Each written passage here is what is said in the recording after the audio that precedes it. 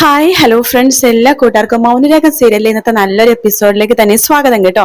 Channel ആദ്യമായിട്ടാണ് കാണുന്നെങ്കിൽ ഒന്ന് സബ്സ്ക്രൈബ് ചെയ്ത് ലൈക്ക് ചെയ്ത് സപ്പോർട്ട് ചെയ്യണേ. അങ്ങനെ കിരണിന്റെ അടുത്തേക്ക് കല്യാണി വരുന്നുണ്ട്. കിരണേട്ടാ, ഇത് എവിടെയായിരുന്നു? നിങ്ങളെയും കാത്ത് എത്ര നേരമായി നിൽക്കുന്നതെന്ന് അറിയാവോ? കല്യാണി, ഞാൻ ഇവിടെയൊക്കെ തന്നെ ഉണ്ടായിരുന്നോ? എന്നാലും പെണ്ണിനെയും ചെറുക്കനെയും യാത്ര ആക്കുന്ന സമയത്തെങ്കിലും കിരണേട്ടൻ ഇവിടുന്ന് മാറി നിൽക്കല്ലേ? കിരണേട്ടൻ വരാൻ നോക്കിക്കേ. കല്യാണി, ഞാനത് വെറുതെ ഒരേ കാര്യങ്ങളൊക്കെ പറഞ്ഞുകൊണ്ട് നിൽക്കുമായിരുന്നു. ശരി, ഞാൻ വരാം, നീ പൊയ്ക്കോ എന്ന് കിരൺ പറയാണ്. ശരി എന്ന് പറഞ്ഞിട്ട് കല്യാണി അപ്പുറത്തേക്ക് പോകുന്നുണ്ട്. കിരൺ രതീഷിനെയും അതുപോലെ തന്നെ നമ്മുടെ വേലുവിനെയും വിളിച്ച് വീണ്ടും പിന്നാമ്പുറത്തേക്ക് പോകട്ടെ, അതായത് ഗംഗപ്രസന്ന ചുരുട്ടി മടക്കി വെച്ചിരിക്കുന്ന ആ ഒരു സ്ഥലത്തേക്ക് പോവാണ്. എന്നിട്ട് 2 പ്രാവശ്യം നമ്മുടെ കിരൺ നമ്മുടെ രതീഷ് ആണെങ്കിൽ ഗംഗേനെ ചവിട്ടുന്നുണ്ട് കേട്ടോ. ഇവനെ ജീവൻ എങ്ങനെ ഉണ്ടാ നോക്കട്ടെ എന്ന് പറഞ്ഞ് ഇങ്ങനെ ചവിട്ടുമ്പോ കിരൺ പറയുന്നുണ്ട്, ഇല്ല രതീഷേ, അവന് ജീവനൊന്നുമില്ല, അവൻ മരിച്ചു. കാരണം അവനെ മരിക്കുന്ന രീതിയിലേക്കാണ്, ചാവുന്ന രീതിയിലാണ് അവനെ നെഞ്ച് ഇടിച്ച് കലക്കി വിട്ടത്. ഇതിന് മുമ്പ് ഒരു പ്രാവശ്യം ഞാൻ നെഞ്ചിടിച്ച് കലക്കി വിട്ടായിരുന്നു, പക്ഷെ അതിനേക്കാളും നന്നായിട്ട് ഇന്ന് ഞാൻ നന്നായിട്ട് ഇടിച്ചിട്ടുണ്ട് അവനെ. അപ്പോ വേലു പറയണ്ട, അന്ന് സാർ ഇടിച്ചു വിട്ടില്ലേ, അന്ന് കാട്ടിലേക്കാണല്ലോ അവൻ വന്ന് വീണത്. ശരിക്കും പറഞ്ഞാൽ അന്ന് അവൻ പകുതിയല്ല, ഫുൾ മരിച്ച രീതിയിലായിരുന്നു. പിന്നെ കാട്ടിലെ മരുന്ന് കൊണ്ട് മാത്രം അവൻ രക്ഷപ്പെട്ടത്, അല്ലെങ്കിൽ അവൻ ചീനി നാറി അന്നേ ചത്താനായിരുന്നു എന്ന് പറയാണ്. കിരൺ പറയുന്നുണ്ട്, പക്ഷെ എനിക്ക് അതല്ല വേലു മനസ്സിലാവാത്തത്. ഞാൻ ഇവന്റെ തലക്കടിച്ചിട്ടില്ല, ഇവന്റെ ശരീരം മാത്രമേ ഞാൻ ചതച്ചരച്ചിട്ടുള്ളൂ. പക്ഷെ ഞാൻ അത് കഴിഞ്ഞിട്ട് ഇവനെ ഓടി രക്ഷപ്പെട്ട് ഇവിടേക്ക് വന്ന് വീണ് കിടന്നെന്ന് പറഞ്ഞപ്പോ ഇവന്റെ തലക്ക് നല്ല പരിക്കുണ്ടായിരുന്നു എന്ന് പറയുമ്പോഴേക്കും വേഗം തന്നെ വേലു അപ്പുറത്തേക്ക് വന്നിട്ട് നോക്കുമ്പോഴേക്കും അവിടെ ഒരു അവർ നോക്കുമ്പോഴേക്കും ഒരു വലിയൊരു ഇരുമ്പിന്റെ റോള് കാണുന്നുണ്ട്. അപ്പോ ഇത് കാണുമ്പോഴേക്കും കിരൺ പറഞ്ഞിട്ട്, കണ്ടില്ലേ, ഈ റോൾ വെച്ച് ഞാൻ അവനെ അടിച്ചിട്ടില്ല എന്ന് കിരൺ പറയാണ്. അപ്പോ വേലു പറഞ്ഞിട്ട്, അത് സാരില്ല സാറേ, എന്തായാലും അവൻ ചത്തു, ഇനിയിപ്പോ ഓഡിറ്റോറിയത്തിൽ വേറെ ആരെങ്കിലും ഉണ്ടാകോ? രതീഷ് പറഞ്ഞിട്ട്, വേറെ ആരുണ്ടാവാനാ, നമ്മൾ ഇത്രയും പേരല്ലേ ഉള്ളൂ, വേറെ ആരും ഇങ്ങോട്ടേക്ക് വന്നിട്ടില്ല, പിന്നെ ഇവന് ആര് തലക്കടിക്കാനാ എന്ന് പറയാണ്. ആരടിച്ചാലും അതെ, അതിലൊന്നും തൊടാൻ നിൽക്കണ്ട എന്ന് കിരൺ പറയാണ്. ആ റോളിലും ഇവിടെ കിടക്കുന്ന സാധനങ്ങളൊന്നും ഇപ്പൊ എന്തായാലും തൽക്കാലം ആരും തൊടണ്ട. രതീഷെ, ഞാൻ പറഞ്ഞത് ഓർമ്മയുണ്ടല്ലോ, എന്തായാലും പെണ്ണും ചെറുക്കനും യാത്ര ആവുന്ന സമയത്ത് എനിക്ക് അവിടെ നിന്നേ പറ്റൂ. ആ സമയത്ത് ഈ വണ്ടിയായിട്ട് നിങ്ങൾ എന്റെ വീട്ടിലേക്ക് പോകണം. ഇന്നെന്തായാലും അവര് എല്ലാവരും കാർത്തികയുടെ വീട്ടിലായിരിക്കുമല്ലോ, എന്റെ വീട് അടച്ചു പൂട്ടിയിടാനേ ചാൻസ് ഉള്ളൂ. അതുകൊണ്ട് കാറായിട്ട് നേരെ എന്റെ വീട്ടിലേക്ക് പോയിട്ട് പിന്നാമ്പുറത്ത് കുഴി ഇട്ട് കെട്ടിയാൽ മതി എന്ന് പറയണേ, ഞാൻ വന്നിട്ട് മൂടിക്കോളാം എന്ന് പറയുമ്പോഴേക്കും വേലു പറയണ്ടേ, സാറേ കുഴിയൊക്കെ ഞാൻ എടുത്തോളാം. രതീഷ് പറയണ്ട്, അല്ല സാറേ, ഞാനൊരു കാര്യം ചോദിച്ചോട്ടെ, ഇവനെ വീട്ടില് കുഴിയിലേക്ക് ഇടണോ, അല്ല വല്ല കല്ലും വെച്ച് കെട്ടിയിട്ട് വല്ല പുഴയിലോ കടലിലോ ഒഴുക്കിയാ പോരെ? ഇല്ല രതീഷ്, അതൊക്കെ ആരെങ്കിലും അറിഞ്ഞാ ഭയങ്കര പ്രശ്നമാകും. അറിയാലോ ഇപ്പത്തെ കാലത്തിന്റെ കുഴപ്പം, എത്ര കുറ്റവാളിയാണ് എത്ര കൊലപാതകയാണെന്ന് പറഞ്ഞാലും അവരെ ന്യായീകരിക്കാനായിട്ട് കുറച്ച് സമൂഹത്തിൽ കുറച്ച് പേരുണ്ടാക്കും. ഇവനിപ്പോ മരിച്ചു കഴിഞ്ഞാല് ആൾക്കാർ ചിലപ്പോ നല്ലത് പറയുന്ന ആൾക്കാരും കൂട്ടത്തിൽ ഉണ്ടാകും. അതുകൊണ്ട് വേണ്ട, അങ്ങനത്തെ ഒരു കാര്യവും ചെയ്യണ്ട, കുഴിച്ചിടാം, അത് തന്നെയാ നമുക്കും നല്ലത്. എന്തായാലും ഇപ്പൊ ഈ കാര്യം ആരോടും പറയണ്ട, ആരെങ്കിലും അറിയണമെങ്കിൽ അറിഞ്ഞോട്ടെ, അല്ലാതെ നമ്മളായിട്ട് പറയണ്ട. ഇവൻ മരിച്ചു എന്ന് പറഞ്ഞാൽ എല്ലാവർക്കും സമാധാനേ ആവത്തുള്ളൂ. എന്തായാലും നിങ്ങളൊരു കാര്യം ചെയ്യ്, ഞാനേ വണ്ടി മുമ്പിൽ നിന്ന് എടുത്ത് പിന്നാമ്പുറത്തേക്ക് കൊണ്ടുവരാ. രതീഷ് പറയുന്നുണ്ട്, മുൻപില് കല്യാണിയുടെ അച്ഛൻ നിൽപ്പുന്നുണ്ടെന്ന് പറയുമ്പോഴേക്കും അത് ഞാൻ എങ്ങനെയെങ്കിലൊക്കെ നോക്കിക്കൊണ്ടുവരാം, നിങ്ങൾ ഇവിടെ തന്നെ നിൽക്ക്, വണ്ടി കൊണ്ടൊരു വണ്ടിയിലേക്ക് നമുക്ക് കയറ്റാം എന്ന് പറയാണ്. അതിനുശേഷം കിരൺ പതുക്കെ മുൻപിലേക്ക് പോകുമ്പോ അവിടെ ആ സമയത്ത് ആരുമില്ല കേട്ടോ. കിരൺ പതുക്കെ വണ്ടിയായിട്ട് അവിടേക്ക് വരുവാണ്. ആരും കണ്ടില്ലെന്ന് ഉറപ്പുവരുത്തിന് ശേഷം മുകളിലേക്ക് നോക്കുമ്പോഴേക്കും അവിടെ ആരും തന്നെ ഇല്ല കേട്ടോ. പെട്ടെന്ന് തന്നെ കിരൺ വണ്ടിയായിട്ട് വേഗം തന്നെ പുറകിലേക്ക് പോകുന്നുണ്ട്. പുറകിലേക്ക് പോയതിനു ശേഷം വണ്ടിയിലേക്ക് രതീഷിനോടും വേലിനോട് പറയുന്നത്, നമുക്കിനി ഇവനെ പതുക്കെ പൊക്കി ഇതിലേക്ക് കയറ്റാം എന്ന് പറയാണ്. അതേസമയം നമ്മുടെ കാർത്തികയാണെന്നുണ്ടെങ്കിൽ വിവാഹമൊക്കെ കഴിഞ്ഞിട്ട് എല്ലാവരും ഇങ്ങനെ സംസാരിച്ചുകൊണ്ടിരിക്കണം. അപ്പൊ അമ്മയുണ്ട്, കല്യാണിയുണ്ട്.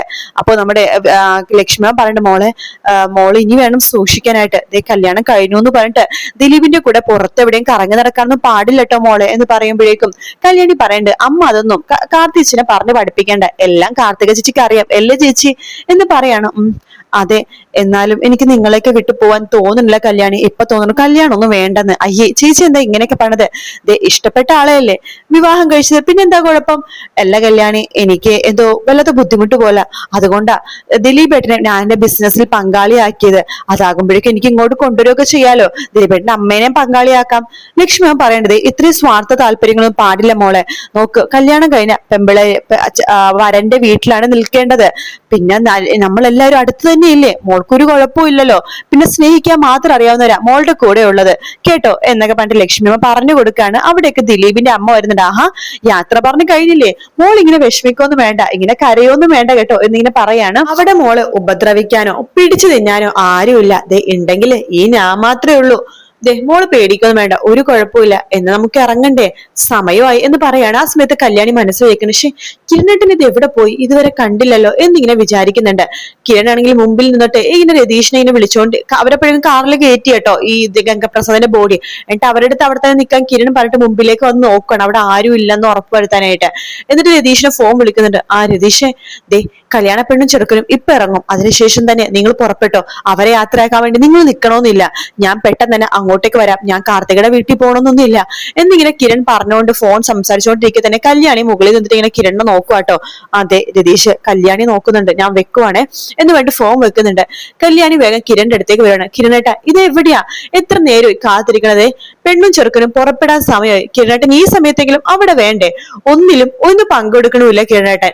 എന്താ കല്യാണി നീ പറയണത്, ഇത്ര നേരം ഞാൻ അവിടെയൊക്കെ തന്നെ ഉണ്ടായില്ലേ, പിന്നെ ഓഡിറ്റോറിയത്തിൽ രണ്ടുപേര് വന്ന് എത്തി നോക്കിയായിരുന്നു കല്യാണി, അതുകൊണ്ടാ ഞാൻ ഇവിടേക്ക് കൂടിയത്. അയ്യോ കിരണേട്ടൻ, ഞാൻ വെറുതെ പറഞ്ഞതാണ്, എനിക്കറിയാലോ കിരണേട്ടൻ എത്രമാത്രം കഷ്ടപ്പെടുന്നുണ്ടെന്ന്. അത് മാത്രല്ല കല്യാണി, അല്ല കിരണേട്ടൻ സദ്യ കഴിച്ചില്ലല്ലോ, അതാ ഞാൻ പറഞ്ഞത്, സദ്യ കഴിച്ചില്ലെങ്കിലും ഞാൻ സദ്യ എല്ലാം ടേസ്റ്റ് ചെയ്തായിരുന്നു, ഇനിയിപ്പോ സദ്യയിൽ ആരെങ്കിലും വിഷം കളിക്കുന്നൊരു സംശയം വേണ്ട വെച്ചിട്ട് എല്ലാ കറികളും ചോറും ഒക്കെ ടേസ്റ്റ് ചെയ്തിട്ടാ ഞാൻ അവിടെ നിന്നത്. കല്യാണി പോയിക്കോ, ഞാൻ വന്നോളാം, ഉറപ്പായിട്ടും വരുമല്ലോ അല്ലെ, ഇനി ആരെ പേടിക്കണ കിരണേട്ടാ, അല്ല ഇനി വേണം കല്യാണി പേടിക്കാനായിട്ട്.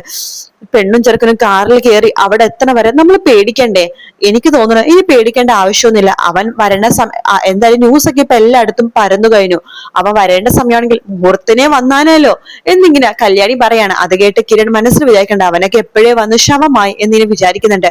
എന്താ കിരണേട്ടാ, ഒന്നുമില്ല, നീ പോ, ഞാൻ എന്തായാലും വരാം, ദേ വരണം കേട്ടോ, അല്ലെങ്കിൽ കാർത്തിക ചേച്ചിക്ക് അമ്മക്കൊക്കെ വല്ലാത്ത വിഷമമാകും. അല്ല രതീഷേട്ടനും വെയിലുമൊക്കെ ഇവിടെ, അവരെ ഞാൻ ഒരു സ്ഥലം വരെ പറഞ്ഞയച്ചിരിക്കുക, ഒരു സംശയം തോന്നിട്ട് എവിടേക്ക് നോക്കാൻ വേണ്ടി പുറത്ത് പറഞ്ഞയച്ചിരിക്കാം. കിരണേട്ട അതേ വരണം കേട്ടോ, വരാൻ കല്യാണി, നീ അകത്തേക്ക് പോയിക്കോ എന്ന് പറയുന്നുണ്ട്. അപ്പൊ കല്യാണി അകത്തേക്ക് പോവാണ്. കിരൺ വേഗം തന്നെ രതീഷിന്റെ വേലിന്റെ അടുത്തേക്ക് വരുന്നുണ്ട്. എന്നിട്ട് പറയുന്നുണ്ട്, ഇപ്പൊ എല്ലാം ഓക്കെ ആയില്ലേ, അവരിറങ്ങുമ്പോ തന്നെ നിങ്ങൾ ഇറങ്ങിക്കോ, അവരെ നോക്കാനൊന്നും കാത്തിരിക്കേണ്ട കാര്യമില്ല, ഞാനും വന്നോളാം എന്ന് കിരൺ പറയുന്നുണ്ട്. അതിനുശേഷം കാർത്തികയാണെങ്കിൽ എല്ലാവർക്കും യാത്ര പറഞ്ഞ് വണ്ടിയിലേക്ക് കയറാൻ വേണ്ടി പോകുവാട്ടോ. അപ്പോ ആദ്യം തന്നെ യാത്ര പറയണത് നമ്മുടെ അമ്മുമ്മയുടെ അടുത്താണ്. അപ്പൊ അമ്മുമ്മക്ക് ഒരു ഉമ്മയൊക്കെ കാർത്തിക കൊടുക്കുന്നുണ്ട്. അമ്മ പറയുന്നുണ്ട്, മോളെ സൂക്ഷിക്കണം കേട്ടോ, കൊലക്കത്തിയായിട്ട് ഒരുത്തം പിന്നാലെ നടപ്പുണ്ട് എന്ന് കാർത്തിക പറഞ്ഞിട്ട് കെട്ടിപ്പിടിക്കുകയാണ് അമ്മുമ്മേനെ. ശേഷം കാർത്തിക പ്രകാശിനെ പോയിട്ട് കെട്ടിപ്പിടിക്കേണ്ട, പ്രകാശം നന്നായിട്ട് വരും എന്നൊക്കെ പറഞ്ഞിട്ട് കാർത്തികനെ തലോടി വിടുവാണ്. പിന്നീട് കാർത്തിക നേരെ പോണത് കാദംബരിയുടെ അടുത്തേക്കാണ്. കാദംബരിയും കാർത്തികനെ കെട്ടിപ്പിടിച്ച് ഉമ്മയൊക്കെ കൊടുക്കാണ്. പിന്നീട് അമലു, പിന്നെ ശാന്ത ചേച്ചി, പിന്നീട് കല്യാണിന്റെ അടുത്തേക്ക് വരുമ്പോ കല്യാണി ഇങ്ങനെ കെട്ടിപ്പിടിക്കാട്ടോ. അതിനുശേഷം കാർത്തിക അടുത്ത് പറയുന്നുണ്ട്, ചേച്ചി സന്തോഷത്തോടെ പോയിട്ട് വാ, ഞങ്ങൾ എല്ലാരും ഇവിടെ തന്നെ ഉണ്ട് എന്നിങ്ങനെ പറയാണ്. അങ്ങനെ കാർത്തികയുടെ അമ്മ, എന്നാ ഞങ്ങൾ ഇറങ്ങിക്കോട്ടെ, കാർത്തികയുടെ അമ്മയല്ല ദിലീപിന്റെ അമ്മ, ഞങ്ങളെന്ന് ഇറങ്ങിക്കോട്ടെ, ശരി എന്നാ പോയിട്ട് വാ എന്ന് പറയാണ്. ദിലീപ് എന്നാ ശരി എന്ന് പറഞ്ഞിട്ട് എല്ലാവരും കൈയൊക്കെ കൊടുക്കുന്നുണ്ട്. പിന്നീട് ദിലീപും അതുപോലെ തന്നെ കാർത്തികയും വണ്ടിയിലേക്ക് കയറാണ്. അമ്മയും കയറുന്നുണ്ട്. കാർത്തിക കാറിന്റെ ഉള്ളിൽ ഇരിക്കുമ്പോഴും എല്ലാവരുടെയും യാത്ര പറയാണ്. അങ്ങനെ പെണ്ണും ചെറുക്കനും അവിടെ അങ്ങോട്ട് പുറപ്പെടുവാണ്. ആ സമയത്തും കല്യാണി ഇങ്ങനെ വിചാരിക്കുകയാണ്, ഷോ കിരണേട്ടൻ ഇത് എവിടെ പോയി, യാത്രയാക്കുമ്പോ ഇവിടെ ഉണ്ടാവാന്ന് പറഞ്ഞതാണ്, ഇപ്പോഴും കിരണേട്ടൻ എവിടെയോ പോയല്ലോ എന്നൊക്കെ പറഞ്ഞിട്ട് കല്യാണി ഇങ്ങനെ ആലോചിച്ചുകൊണ്ടിരിക്കുന്ന ഭാഗത്തോടെയാണ് ഇന്നത്തെ എപ്പിസോഡും തീരുന്നത് കേട്ടോ. വീഡിയോ ഇഷ്ടപ്പെടുകയാണെങ്കിൽ ലൈക്ക് ചെയ്യാനും സബ്സ്ക്രൈബ് ചെയ്യാനും കമന്റ് ചെയ്യാനും മറക്കല്ലേ. മറ്റൊരു വീഡിയോ ആയിട്ട് കാണാം friends. Take care, bye bye.